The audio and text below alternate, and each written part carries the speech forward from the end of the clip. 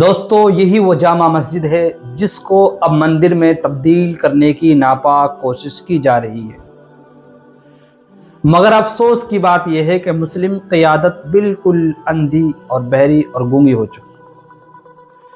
میری گزارش ہے تمام قیادتوں سے، تمام مسلمانوں سے، مسلم قیادتوں سے خاص طور سے، اس کے اوپر آواز اٹھائیں، اسے بچانے کی پوری کوشش کریں۔ اللہ تبارک و تعالیٰ سے تمام مسلمان دعا کریں کہ اللہ تعالیٰ ہماری مساجدوں کی حفاظت فرمائے۔ دوستو، ایک کے بعد ایک مسجد ہم سے چھینی جا رہی ہیں اور ہم بڑے سکون کے ساتھ اپنے گھروں میں آرام سے بیٹھے ہوئے ہیں۔